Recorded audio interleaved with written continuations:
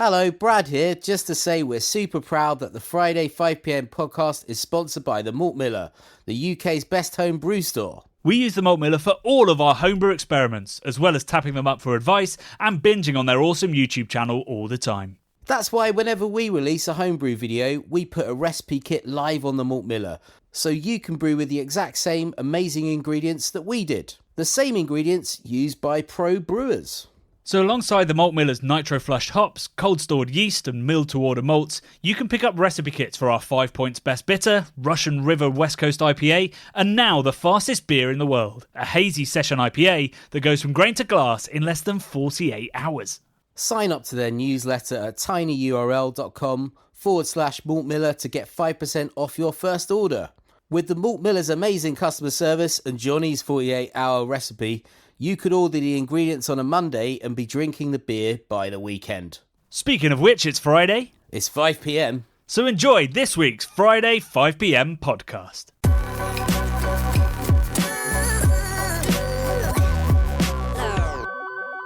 It's Friday, it's 5pm. Have you been looking at the night sky of late, Bradley? The night sky? The night sky. Well, not really. I'm in central London. Have I been looking at night sky? I looked a couple of nights ago and I thought, wow, I can actually see a lot of stars. Oh, could you? It's been beautifully clear of late in the southeast. Yeah. But have you? Sure. So you haven't seen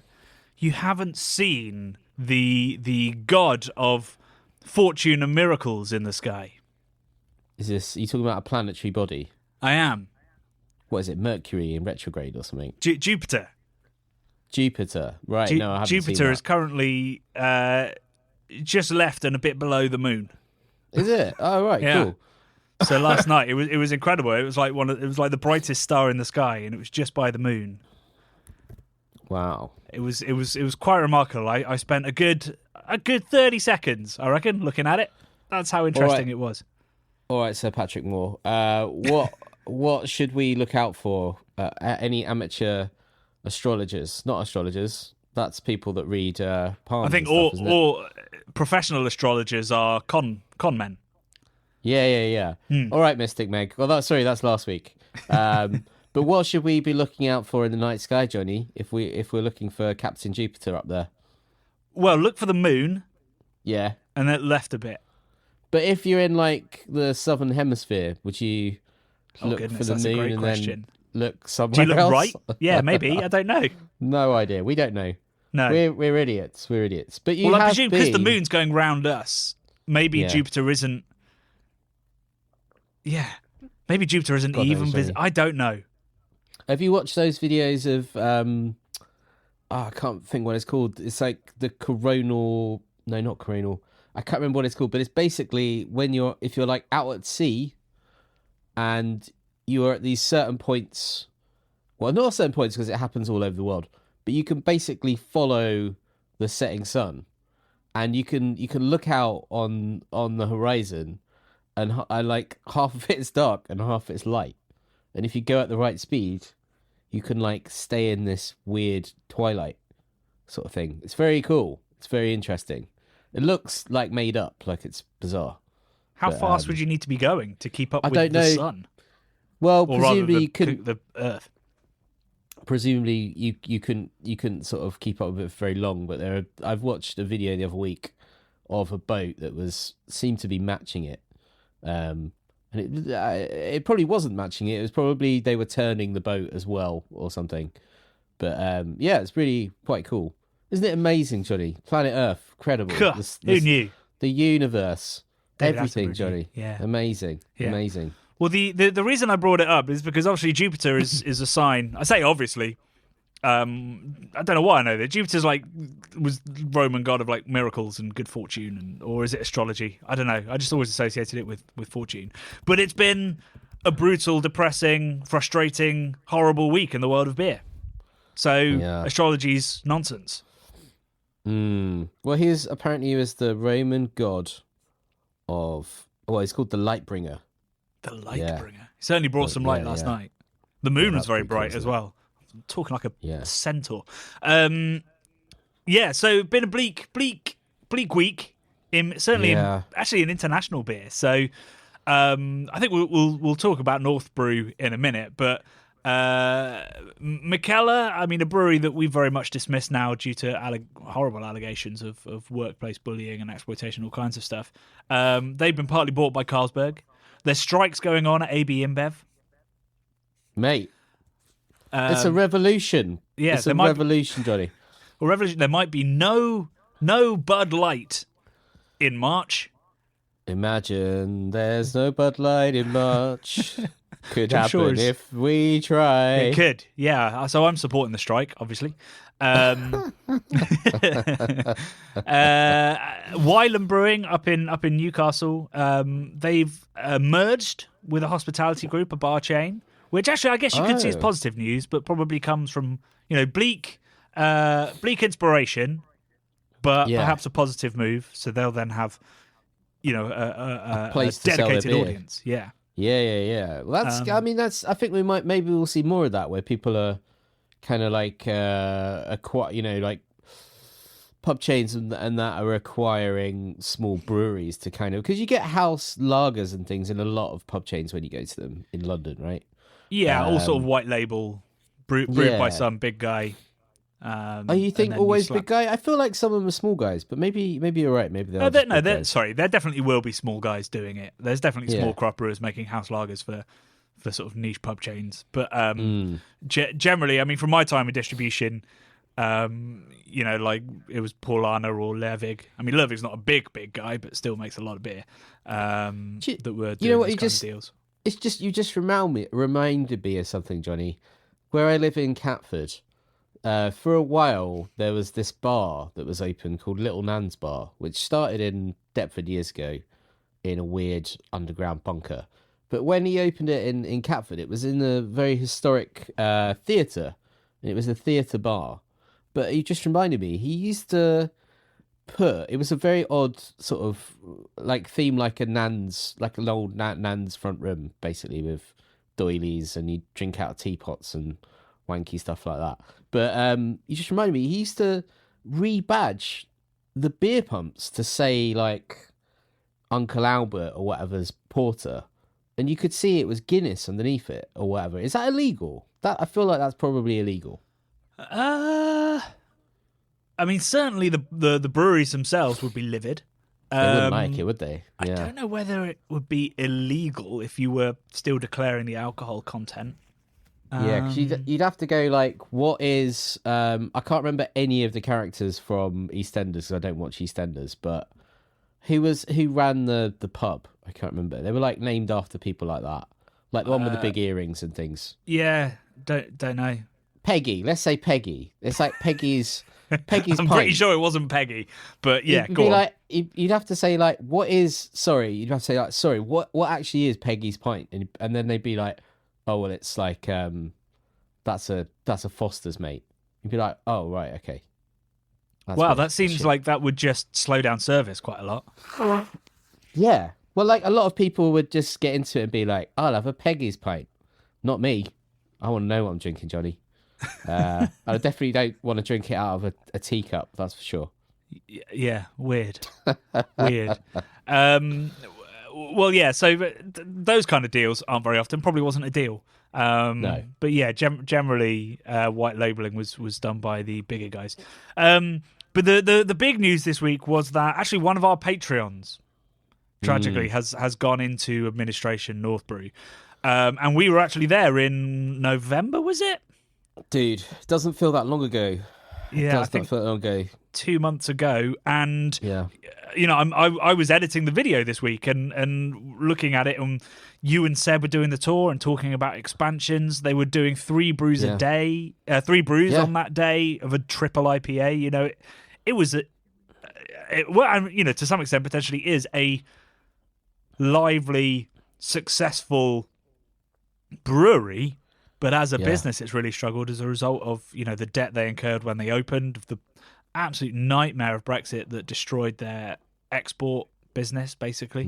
Where there's another bit where you talk about they send a lot of best bitter casks to Italy. Oh God. Sure. So yeah, it was a real surprise. We were there recently. Their bar business is still going well, as far as I know, is still going fine. But the Well, it's brewery always itself has just busy, isn't struggled it? with the debt. Yeah, it's a vast brewery as well, isn't it? It's a huge space, and I I think think about 18,000 hectolitres. So yeah, it's fantastic. It's what similar it's sort size of like to, I guess, Verdant or somebody. yeah, yeah. I mean, I think it's a super cool place. They're obviously lovely, lovely people, very stylish with Refold doing all of the kind of branding and graphic design on everything.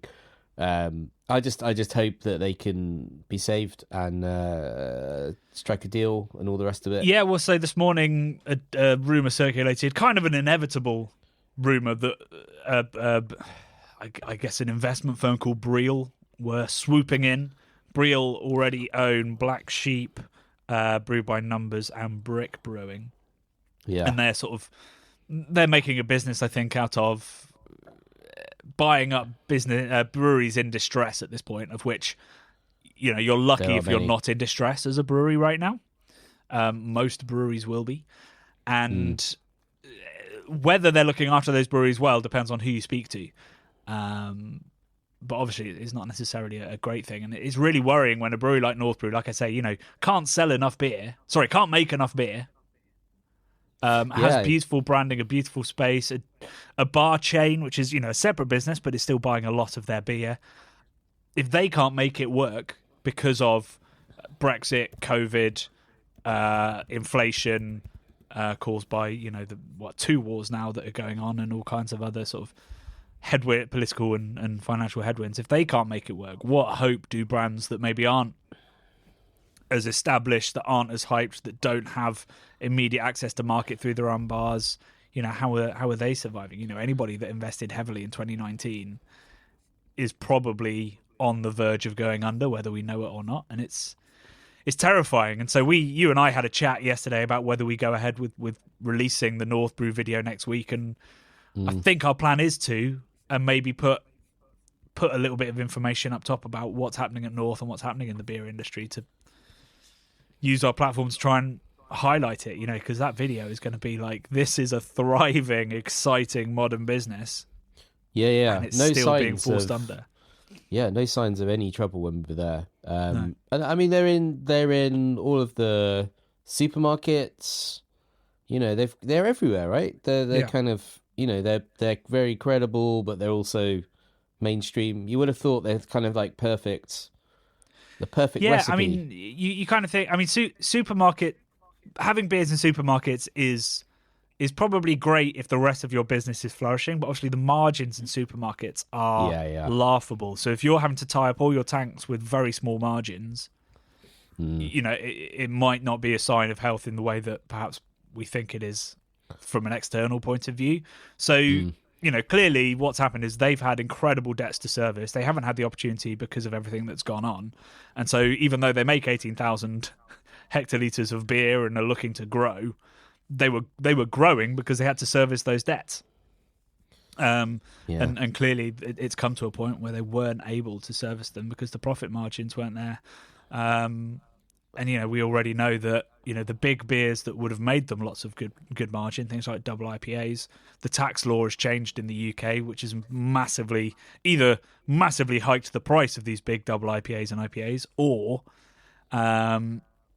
it's made it basically you can't sell them anymore because people won't pay that price. Speaking of which, I should just say, in our video in Big in 2024, I made an error. I said that the new tax law, the higher tax band starts at 7.5. I meant 8.5. It's definitely 8.5. So we won't be seeing beers at 7.4. We'll be seeing beers at 8.4 in future, just to clarify that error. So, really, really bleak. And it makes me very concerned for lots of other breweries. Lots of our Patreons and people that have been wonderful to us are probably, for understandable reasons, not talking about how much of a struggle it is. Yeah, I guess the thing is, right, you don't want to, it's like, mental health issues or something like that. You find it hard to talk about. And if you do talk about it, it becomes real. So it's easy to not easy, but almost like, I can imagine companies not wanting to talk about it because it's almost like a self-fulfilling prophecy. Yeah, and it if can you- become that way. Like everyone's always like, well, why? People are probably listening to this thinking, why didn't North tell you this when you were there in November? And you're like, well, because they can't. If they announce that they're in financial trouble, would you order from their web shop knowing they might not be able to fill the order or whatever it is? Like, you've got to Exactly. sadly pretend everything is brilliant until you can't pretend anymore. Yeah. But which is very much not the approach you should take with mental health issues. Very much talk as soon as possible, but with financial distress in businesses, it's the only way you can really operate. I guess my point was it's a hard thing to talk about, Johnny, that you kind of want to push down. Yeah. Because you think things are going to get worse if you talk about it. But it's a bad analogy there, to be honest. Everyone go and talk about their mental health. I did see, I think it was last January, Torside, a wonderful brewery, very famous for their smoked beer, but make fantastic cask ale and hoppy beer. They did a tweet. It was right at the start of January, I think it was, and the owner just tweeted, like, I've just looked at like our order fulfillment, so looking at what needs to be shipped out that day. And it's like, and we have no orders. Whoa.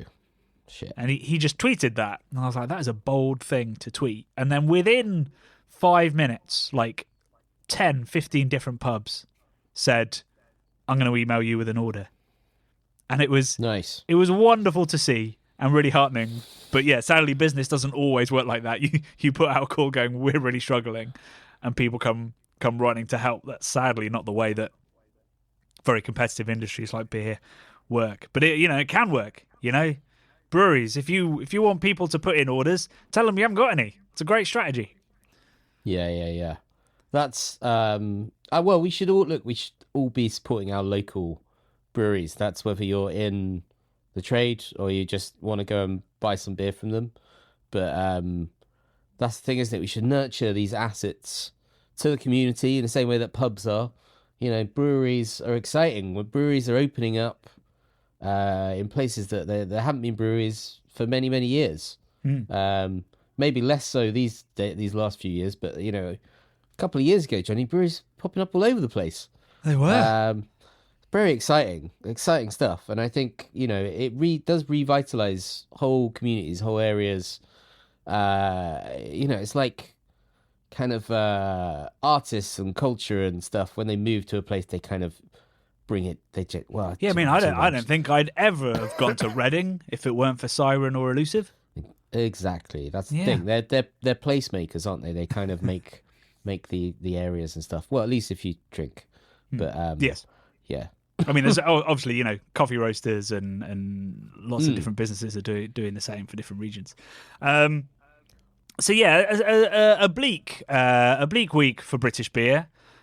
And a video that couldn't have less to do with that, but could be seen by some people as bleak. But actually, Svalbard is one of the most beautiful places I've ever been, in an odd way. Yeah, I'm not sure it's bleak. I think it's maybe it is bleak, desolate in the sort of true sense of the word. But it's a place full of life, isn't it, Johnny? From your video, and a place absolutely full of in a small pocket, great definitely beer. In a small pocket, yeah. Surrounded by polar bears and whatnot. Did you say there are more polar bears in Svalbard than people? Yeah. Is that true? Yeah. Although really I believe it's only recently become the case, because essentially it used to be that the water between all the islands on the archipelago, it froze. So the polar bears would sort of roam all over Svalbard. I believe that's no longer the case. It only freezes every now and then because of global warming. So at the moment, I think all the polar bears are stuck on Spitsbergen, the main island, which means that there's lots more polar bears than people right now. But generally, they're a bit more spread out. So I'm just reading a thing here I've just grabbed off the net. It says there are about 270 it says it's often said there are more polar bears than humans in Svalbard.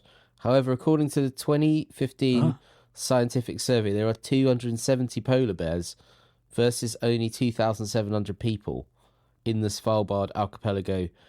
And the often cited polar bear population of 3,000 refers to the entire Barents Sea region. So I don't know what that means necessarily. I know that so the up there Barents is Sea region also has like, I mean, there's loads of islands around there, including some Russian ones and Right, stuff. yeah. That's not what I read. What was the source again? I don't know. I'm just googling it. Sorry, it's What's the website? It's called 50 Degrees North. Well, that's not It even seems to be anywhere near a Svalbard. travel. Needs to go another 28 degrees north. Yeah, no, the website's called 50 Degrees North. Not. No, I realize I that. don't know. Yeah. Oh, I'll have to fact check. Yeah. I could be wrong. I swear I was told it while I was on the island as well. I wasn't trying to trip you up, by the way. I was just. Well, it feels like it, Bradley. It feels like you've engineered this whole podcast and conversation to prove that I lied in the first 30 seconds of the video. I would have fact checked it better, Johnny. If I just thought that's a wild stat. I was like, how are people not getting munched by polar bears if that's true? Well, because the polar bears don't go anywhere near the towns, and they do get munched. Well, if they're hungry, they might do. Have you on a polar bear tip? Have you seen the True Detective's back? Are you a True Detective fan? I watched the first season, yeah. Well, I reference it in the video, don't I? Yeah. Do you? I can't. Yeah, I reference True Detective, yeah. All right, cool. Well, the latest True Detective is set in Alaska in a very similar looking community, Johnny. Right. The first episode is out, and it's set at the last. It starts at the last sunset. So yeah, quite cool. I always think that's very poetic way to sort of start a movie. There's a few movies that do that. There's one which I quite like. It's cheesy, but it's called 30 Days of Night. Yeah. And it's a vampire movie with very Josh Hartnett in it. But it's good fun. It's cool though. It's cool, and it's got like some Nine Inch Nails on the soundtrack from memory. And it's kind of like not very acclaimed, but I think it's fun. I do think it's quite a fun premise. But what a strange. Oh, there's that film. I've just thought there's another film. Is it called Daylight? That's the opposite though, where Robin Williams is running around like a lunatic, or maybe he is a lunatic. I can't quite remember it. But he's in Alaska and it's just pure daylight. Maybe someone else is chasing him and he's going slightly loony because of the pure daylight and not getting any sleep. I should have watched the film, shouldn't I, Johnny? I haven't actually watched it. Oh, okay. But it's a Robin Williams film where he plays a psychopath, not like Mork and Mindy, like an actual psychopath. Right. Do you think it's quite weird, isn't it, Mork and Mindy, Johnny? Because everyone just sort of goes, "Oh, right, he's an alien," so they just sort of take whatever he's saying as if it's true. But I mean, if he wasn't an alien, he was seriously disturbed. Maybe did he live with Mindy? I can't really remember. I used to watch Mork and Mindy as a child. I don't think I've ever watched an episode. It's just sort of a thing that people sometimes reference, and I know that it was him as an alien, but it was like a sitcom. Yeah, it was good. I really enjoyed it. Well, it's Robin Williams. Of course, it's going to be. Yeah, good. I think he used to put like a helmet on and then talk back to his home planet. But I can't really remember it. I remember like red lycra jumpsuit, Robin Williams, and then I also remember him and Mindy going around in a sort of convertible Jeep, which was really fun. Huh? Maybe set in San Francisco. I can't remember. Anyway, I've totally gone off topic as usual, Johnny. Have you? Yeah. But I really loved the video, Johnny. Going off topic, the video was probably the least amount of beer we've had in a video, right? Mm. So it was kind of like a little bit of a contemplative mood piece on community in an isolated area and how beer kind of plays a part in their lives. Exactly. I mean, there's sort of two reasons for that. One is obviously that, that's what the chapter in the book that I was researching is about. It's not really about the beer itself. It's about why beer and the beer specifically, but also alcohol generally matters in a very small, entirely isolated community. And, essentially it's that when humans don't have much to do, they drink. And that's just sort of innate in all of us and all cultures and all throughout history. So that's the story I was telling. So that's why I interviewed the people that I did. But equally, and we got a comment from somebody who was saying sort of like, this was fine, but it was a bit boring. Everyone was just talking about things and not talking about beer. I'd love to have heard about the production process. And you're like, well, the production process is identical to every other brewery we go to.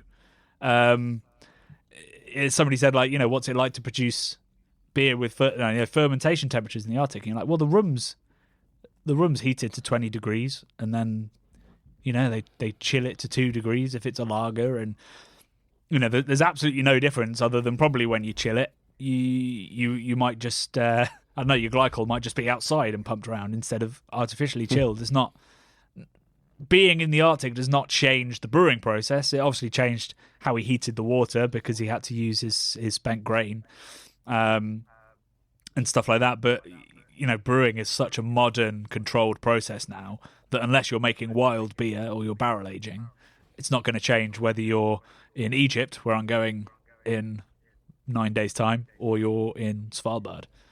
You still got to get that beer to 20 degrees and chill it right down to cold crash it. Doesn't really matter. So, there wasn't a lot to talk about with the beer, and the beer was excellent. They have a German brewmaster. The German Pils was really delicious. The barrel aged beers that were kept in the mine were also great. Like really well made beer, but that's not what's remarkable about Svalbard Brewery. It's the story of Robert and the place the inspiration for founding it there, and the place that Svalbard is. I like it was Robert, right? Is that what you just said? His name is Robert. The founder. When you said you've got hops that are not from here, you've got grain that's not from here. It was Finnish, wasn't it? I think the grain. There's not a lot from here, and then I think he just quietly said, "The water's from here. It's like 98% Svalbard," and I was like, "Fair enough, mate." Yeah, it is, isn't it? Like literally 16% glacier water and 84% groundwater from underneath. Yeah. It was a fair point, I thought. Yeah, and the fact I was so relieved when he said, "Oh, sorry, you mean 98% of the actual beer?" Yeah, of course, yeah. Yeah, by volume. I'm with you. Yeah. I was so relieved when he said we don't play with the water profile. Yeah. They'd be because... stupid to, wouldn't they? That's the unique factor. Well, yeah, exactly. That's what I mean. Yeah.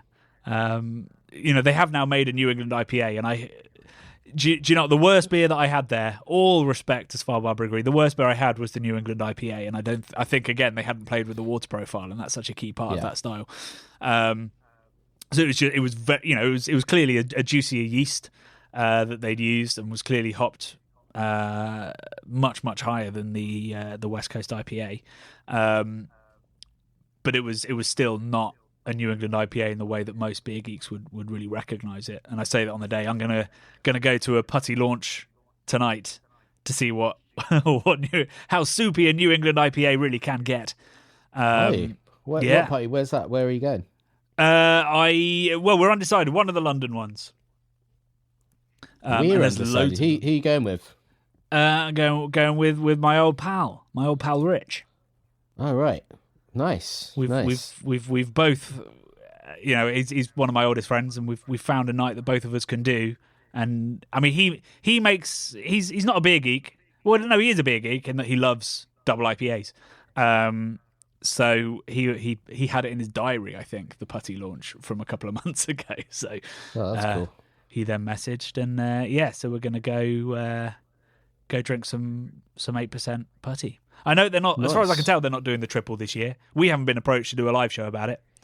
But yeah, putty comes out today. Anyway, that was a distraction. What comments did you find beneath the video that you enjoyed? Well, we're very, I must say, very, very positive feedback, Johnny, on this video. I said as well to you personally, I was like, this is great. I said it's really refreshing to be more about the place where you are, the place where we go, and our experiences there, and then beer is part of that. So I was kind of like happy to have a little bit less beer focus in this one, as I think other people were as well. So I think that's something we can explore more. Hopefully, maybe people on the forum will say, yeah, Brad's right.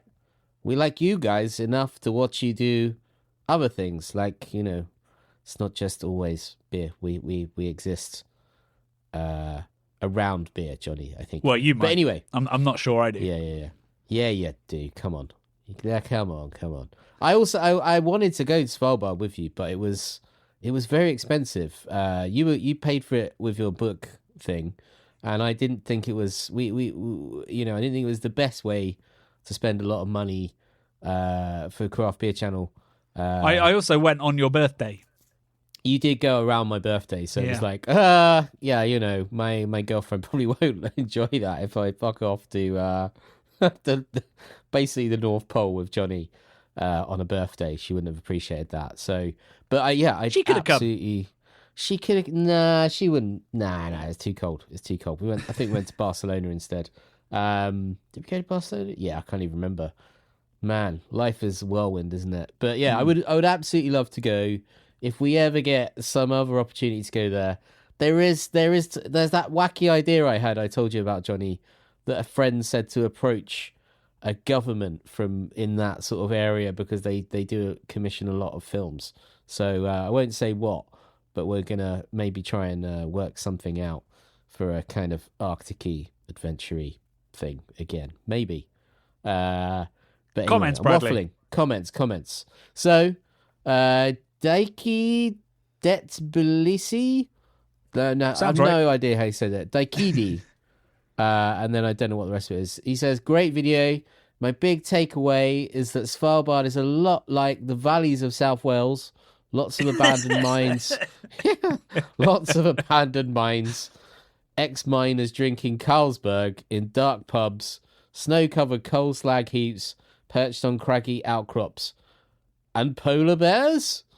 So, yeah. I quite could be enjoyed one that. at like Bristol Zoo or something.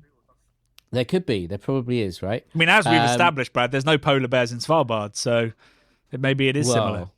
We've established that there's one polar bear to every 10 people, according to my random stat, which is a bit too convenient, isn't it? 270 polar bears, 2,700 people. Yeah, I mean, there's more than 2,700 people on Svalbard as well, I think. Not to get macabre, Johnny, but how many humans do you think an average polar bear could eat in a year?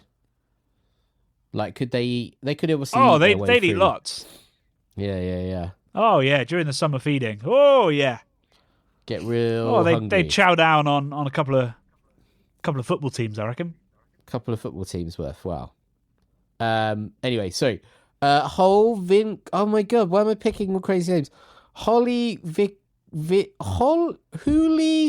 Vili Kaka said, been subscribed. That was odd. Been subscribed to your channel for many years, and I think this is your best video so far. Wow. Very interesting stuff and amazing scenery. Cheers. When you sent me the first cut, Johnny, I said, this is bloody fantastic. I honestly think it's brilliant, and I love this sort of stuff. It's outside of our own content that we make. This is the sort of thing I would watch on YouTube. Well, no, you started by putting the fear of God in me because you sent a load of notes. Yeah. And then the last note you sent was how much you liked it. So I was sweating. Oh. I was like, oh, he doesn't like this at all. No. They were good. It was good. I didn't think I sent that many, but I guess there were small things that I thought could like just help the story arc a bit more, just sort of like rejigging of bits and the bobs. Craft Beer Channel process is I send a video to Brad and he sends like 10 different voice notes with small changes. Yeah. Usually he starts with, this is great, but this time you went through all of the criticisms, and then I think I messaged back being like, I get the sense you don't like it, and you're like, oh no, it's great. Oh man, sorry. Yeah, I do normally start with saying this is great. I think what happened different this time was I normally watch it through, and then I'll watch it through again. But this time this one's too long. Well, no, it wasn't too long. I was captivated by it enough to comment as I went. So I was like, oh, this bit. I was sort of like thinking, you could do this. So, this is a good one. James Churchill, most northern, didn't you already visit the Newquay Brown Brewery? Lols. That's not even. Did enjoy that. That's probably not even the most northern in England, is it? No way. I think he means philosophically northern. I know what he's on about, but yeah. That's not good stuff, is it? Do you think could we do an episode about beers like Newquay Brown Ale that are like, they're big around the world, aren't they? it could be like, this is what people think British people drink. Yeah, there could be. That's very YouTube, isn't it? Yeah. Because Yeah. we don't. I've never drunk one of those, but I know they're not very good. Well, so we had them in my student union at uni. Did you? Yeah, and I used to occasionally drink one and be like, I don't understand why people consume this. Love it. But you go to like, I remember going to Brooklyn, like maybe for the first time I ever went there, going to Williamsburg. We're talking, I don't know, 15, 20 years ago. And going to like dive bars and you'd see neon Nuki Brown Ale signs. It's not even dive bar. When I first went to New York in 2014, I think, you'd go into craft beer bars and like there'd be a UK section and it would be Fuller's, Samuel Smith's, and Nuki Brown. Oh, it's a terrible representation. And Innocent Gun. Fuller's is good, obviously, but yeah. Yeah, Innocent Gun, that really does travel, doesn't it? Yeah. I think that's an interesting video, right? Yeah, there. it could be. It could be. Why do Americans keep drinking Nuki Brown? Because nobody in England does. I got some tough names to pronounce for our comments. Oh, yeah, love it. Come on, bring them on. So, Ed says, incredible to hear how beer brings people together, even somewhere where it seems people shouldn't even be. Truly makes you understand how important the beer world is to all of us. Svalbard is definitely going down on my beer and just general travel bucket list. But yes, Ed, that is the point of the chapter of the book. I love that you have zoned in on that because, yeah, exactly. I mean, it was up until I think probably the 90s, it was a community that was purely male, purely miners and hospitality people that, fed them. For half the year, it's dark and too cold to have adventures. So what do? You drink beer. And there's a really interesting bit. I don't know how much of it I kept in the video now. I can't quite remember. But so all the rich managers of the mines were all drinking wine and there was no restriction on wine. Beer was restricted to stop the miners getting too drunk. So even though they could drink as much wine as they wanted, they still drank beer. So there's kind of an identity element to being a beer drinker or being a wine drinker in that that community that built up there. Is wine is for management and it's hoity-toity and stupid, and beer's for the miners. Beer's for which is really interesting. Yeah. Another tricky one to pronounce. Kenny Angel, great name, says there's a brewery called. Actually, this is hard to pronounce. There's a brewery called Cerveceria del Valle Sagrado, about 3,000 meters high in the Andes Mountains near Machu Picchu. Might be worth a visit as well. The most remote place I've had a craft beer in my life. And I googled this place. It looks bloody amazing. Wow, that does sound great. So maybe we should go there and tell the story of that community as much as the bit of the beer. Isn't there? There's like I think there's like famous bars in somewhere like Outer Mongolia or Tibet, right? There's like a really high one. There's a place I've had my eye on, which is supposedly the highest elevation you can consume a Guinness, which is that's it. It's on the way to Everest Base Camp. Yeah, that's pretty mad. So I presume that's that's probably 4,000 or 5,000 meters high. Well, Johnny, I think it's from a can though. I don't think it's from a Guinness. can. Well, as long as it's one of those lowbrow gadgets. Oh yeah, Nitro Surge, then you're all good. Yeah, because that tastes pretty good. We just need a massive sponsor, Johnny, so we can go to fucking Elvis Base Camp, Everest Base Camp, Elvis Base Camp. Wow. Yeah, I'd love to go there. Would I love to go there? I don't know. You'd have to do a lot of walking, Brad. It's not the death zone, is it? At that point, I wouldn't want to go to the death zone. I think I'd probably die. Oh no, you wouldn't. So you wouldn't be anywhere near the death zone. I'd stay well out of the death zone. It doesn't sound very appealing, does it, Johnny? I wouldn't want to go and have a pint of Guinness in the death zone. How many camps do you think we're going? We're not even going to base camp. I mean, we're not even going. Are we not going to base camp? No, you wouldn't go anywhere near. Come on. I mean that Brad, we have been on trips where I've said, oh, why don't we have a look at there was that time in where were we? We were just outside Harrisburg, and I was like, oh, let's climb up this little hill and have a look. And you're like, oh, it's a long way. No, we did it. What do you mean? We went up the top of the hill. we went up. We saw you weren't happy loads of about Mennonites. I loved it. This is yeah. Once you saw the Mennonites, you were like, actually, yeah, this is awesome. But until then, you're like a kid dragging your feet. Yeah, maybe. I was like, where are all these Mennonites coming from? We need to get to the source of the Mennonites. Well, we were in Amish country. Yeah. And I know they're slightly different, but very much. They're Mennonites. They were like very outdoorsy Mennonites in full, Mennonite gear. But I mean, they look like Amish. So the women were wearing long blue dresses. I seem to remember with little bonnets and stuff. Yeah. And they were just up there, kind of hanging out in the hills. Yeah, I mean, it wasn't far. I mean, it was probably. 200 meters vertically? We got some epic. I was looking the other day. We got some epic photos up on the top of that hill. Yeah, we did. And there was like a rocky outcrop. I got you to take a photo. I took a photo of you. They're great photos. They're really, really good. We look excellent, Johnny. We look young. I look thin. Yeah, we were 7 years younger. 7? We look like explorers, mate. We look fantastic. I was like, this is really bringing the memories back. I was like, dude, let's go to the death zone and take some pictures. Dude, I don't want to go to the death zone. Definitely, it's not for me. The death zone is not for me. Okay. Yeah. Well, we'll start with Machu Picchu because that's pretty high and see how we do. Yeah. Maybe. Yeah. How we deal with the altitude sickness. Well, I was going to say it'd be interesting, wouldn't it? Somewhere like that, if you go and drink beer, you wouldn't be unsure if you were drunk or if you were suffering from altitude sickness. The answer is possibly a bit of both. I'd imagine you get drunker quicker at high altitudes. I'd love if anybody knows the science. Would you though? Because there's like the oxygen becomes less efficient in your blood, right? That's kind of what it is. So your brain you have less oxygen in your blood, yeah. Yeah. So if there's less oxygen in your blood, does that affect the uptake of alcohol? People drink. I don't know. So.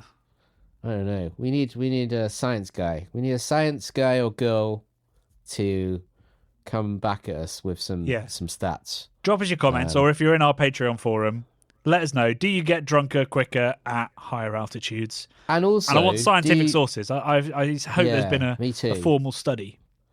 Do you get drunker in zero gravity, Johnny? I think we should book one of those plane rides where they do the rapid descents that they use. I'm almost certain they won't let you drink on one of those.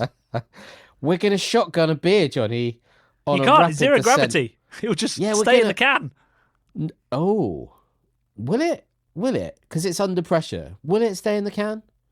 Don't know.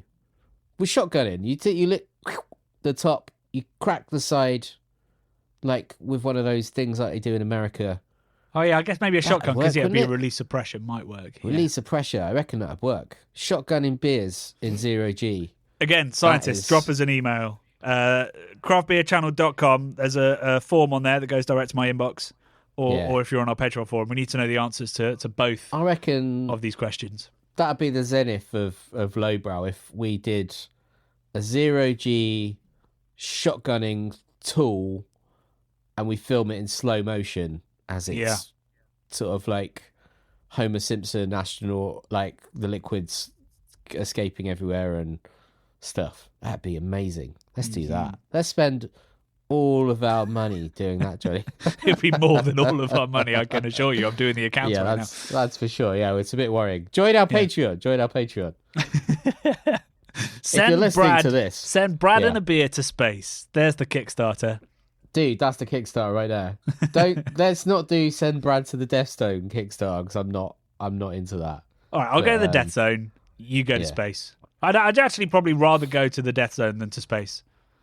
Wouldn't you rather go to space for me, buddy, or the Death Zone on your own? That's a tough one. I think two separate Kickstarters. You and me will go separate ways because I'm not brilliant at flying. Come on, you're not flying though. You're a passenger. You're not flying, Johnny. You know you have to fly to get up there. Yeah, but you won't be flying. Well, no, doesn't matter. You can't so when fly. I say I'm not great at flying, I don't mean I'm not a good pilot. I know. I'm a terrible pilot, I'd imagine. I reckon we'd both be pretty good. Probably a bit more steady after a couple of pints to calm the nerves. Probably be better at flying, I reckon. Right. Just to take the edge off. Well, let's. Wait, are you talking about piloting or just being in a plane? Yeah. Now? Piloting, I don't know. Piloting. Right. Okay. Piloting. Yeah. No. Do you when you go on holiday?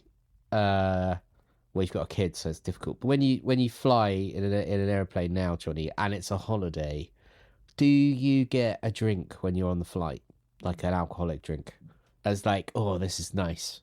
Do you enjoy a beverage? I mean, when we're going away, we're not really drinking on the flights because we're No, working. I don't think I've ever drunk on a. The only time I drank on a plane is when I went to China, because you're on the Really? plane for like 10 hours.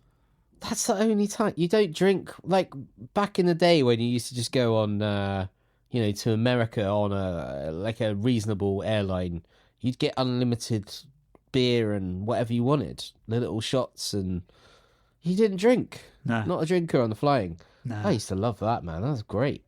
That's awesome. No, I'd get Coca-Colas and. Oh, yeah. The beer was never great on the Coca-Colas. planes, and B, I'm not huge on like daytime drinking. Just makes me very tired. Yeah. So yeah, I want to arrive fresh on my holidays. Oof. You know, You're on a long flight though, Johnny. If you're on a long flight, you can have a few beers, help you go to sleep, sort of, and have a terrible night's sleep. I can't sleep sort on of. planes.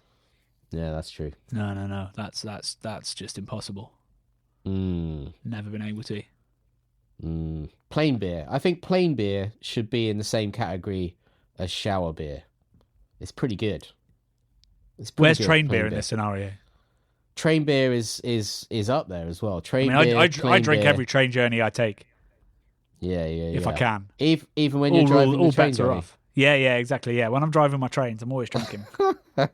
I've often thought a train driver seems like a remarkably easy job, right?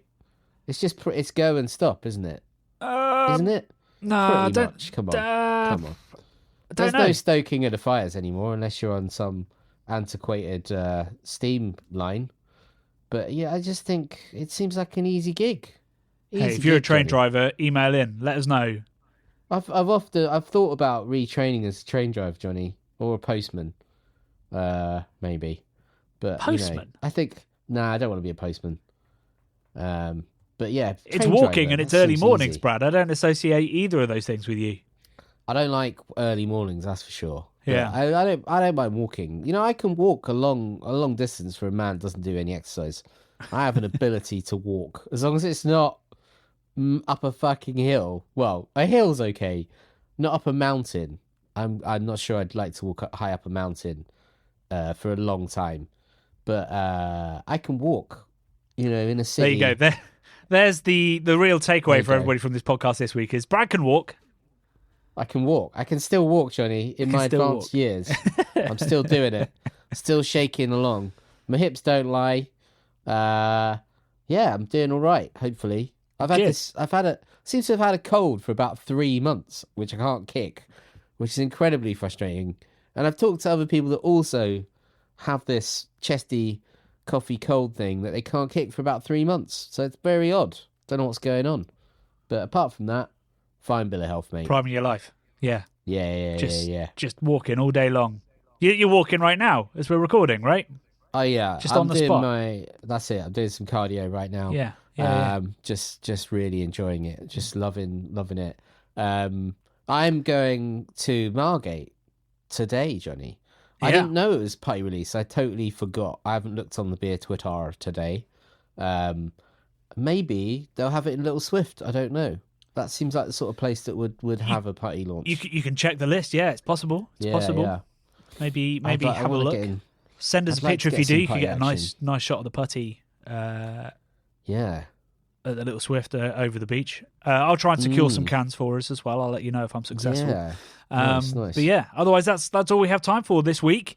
Thank you very much for watching this Svalbard video. If you haven't, there's a link in the podcast description. Please do, as ever, support your favourite small, independent and ethical breweries because clearly they need us more than we even realised. And unless something drastic changes in the news, next week's video will be our feature on North, which might serve as a little comma in their history, or tragically might be a full stop. And obviously, we're hoping for the former, and we are thinking of all the people's jobs and suppliers whose money might be lost at this time. Yeah, it's not pretty, but as ever, Craft Beer Channel will endeavour to bring you positive news wherever we can. So until next week, love Johnny, and beer. Before you love and beer us, I've just confirmed that they do have putty launch at Little Swift. Then so you are living. Can we do an Instagram, Instagram live video thing against each other drinking putty? Is that a possibility? That'd be cool, wouldn't it? We can try. Maybe I'll give you a bell later and see if we can make it work. Let's try and synchronize our putty drinking across the ocean. Yeah. Or across the Isle of Thanet. This is where the Arrested Development style narrator comes on and going, it didn't happen. Yeah. Yeah. Anyway, true. Until tonight, Bradley, and the rest of you, we'll see you on Wednesday with our next upload. Love and beer. Love and beer.